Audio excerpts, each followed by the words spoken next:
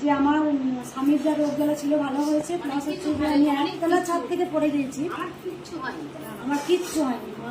মায়ের নাম জপ করেছে। এই মা বলছে আমার নাতি কারেন্টে শর্ট খেয়েছিল, পুরো হাড় বেরিয়ে গিয়েছিল, সেখানে অপারেশন করার কথা ছিল, শুধু মা ঘরে বসে বলেছেন জয় কৃষ্ণ কালী মায়ের জয়, জয় কৃষ্ণ কালী মায়ের জয়, জয় কৃষ্ণ কালী মায়ের জয়। তাহা তার অপারেশন করতে হয়নি। সেখানে ওই মাও একবার এসছেন। বেশিরভাগ মানুষ, বেশিরভাগ যারা মায়ের ভক্ত, তারা ঘরে বসে নাম জপ করে উপকার পেয়ে তারা কিন্তু মায়ের স্থানে আসেন। ওই মা একবার এসছেন হ্যাচারিতে, যখন বালিয়াড়িতে যখন মা ছিলেন তখন গায়ে প্রচণ্ড ব্যথা জ্বালা যন্ত্রণা ছিল, কিন্তু মায়ের কাছে এসে ভালো হয়েছে। আমি দুটো কথা ভক্তদের বলবো, সেখানে অনেক যারা অনেক অনেক সব বলবো না, আমি বলবো 100 ভাগের মানুষের মধ্যে আমাকে 99 ভাগ মানুষ কিন্তু ভালোবাসেন।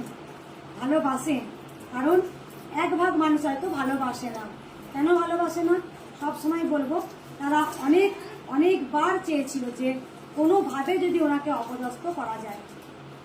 যেমন একটা কথা বলবো, অনেক ইউটিউবার আছে যারা সবসময় কৃষ্ণকালী মায়ের নাম গান করেন, তারা মায়ের অনেক মাহাত্ম্য ভিডিও ছাড়ান। আবার অনেক ইউটিউবার আছে কতক্ষণ তাকে এই যে মঙ্গলাকে একদম ঢেলে আমরা নামিয়ে দেব, তারা ছলে বলে হোক কৌশলে হোক কোনো কারণে কিন্তু কৃষ্ণকালী মায়ের কিন্তু পিছনে পড়ে আছে যে আমরা কিন্তু মঙ্গলাকে একদম নিচে নামিয়ে দেব। কিছু ইউটিউবার আছে তারা কৃষ্ণকালী মায়ের বারবার মাহাত্ম্যটা ছড়িয়েছে, কিছু ইউটিউবার আছে কতক্ষণ আমাকে টেনে একদম নামিয়ে দেবে। যাই হোক, যদি মা চায় রাখে হরি তা মারে হরি তা রাখে কে, এটা আমি দৃঢ় বিশ্বাস করি। কারণ একবার নয় 3 বার মায়ের জ্বর এসছে, আমাকে অনেকবার অনেক ক্ষেত্রে আমাকেই পুরো মেরে ফেলার চেষ্টা হয়েছে, কিন্তু পারেনি। রাখে হরি তা মারে কে। প্রথমত কিছু মানুষ যেমন বলেন যে ওনার কি ক্ষমতা আছে, আমি নিজে স্বয়ং বলছি আমার কিছুই ক্ষমতা নয়। আমার ক্ষমতা দেখানোর জন্যে আমার কিন্তু জন্ম হয়নি, আমার ক্ষমতা দেখানোর জন্য আমার জন্ম হয়নি। আমার জন্ম হয়েছে জয় কৃষ্ণকালী মায়ের জয় প্রচার করার জন্য। পৃথিবীতে এত মানুষ রয়েছেন কেন, যেমন মহাপ্রভু চৈতন্যদেব হরে কৃষ্ণ নাম সংকীর্তন তিনি একমাত্র সৃষ্টি করেছিলেন তো তারপরে ওনার পরম্পরা যারা জয় কৃষ্ণ হরে কৃষ্ণ কৃষ্ণ কৃষ্ণ হরে হরে, হরে রাম রাম রাম হরে হরে, মহাপ্রভু চৈতন্যদেব তিনি নাম সংকীর্তন বিলাইতে এসেছিলেন। তিনি কিন্তু না অশান্তি না কোনো কিছু না কিচ্ছু নয়। তাই এই ঘোর কলি যুগে আজকে জয় কৃষ্ণকালী মায়ের জয়, আমি এখনো বলছি আমি কিন্তু শক্তি দেখাতে আমার জন্ম হয়নি, আমার জন্ম হয়েছে জয় কৃষ্ণকালী মায়ের জয় প্রচার করতে। কার দ্বারা হয়েছে, কার দিয়ে হয়েছে? ভগবান শ্রীকৃষ্ণ দ্বারা হয়েছে, আমাকে দিয়ে করিয়েছে। ভগবান শ্রীকৃষ্ণ দ্বারা হয়েছে, আমাকে দিয়ে করিয়েছে।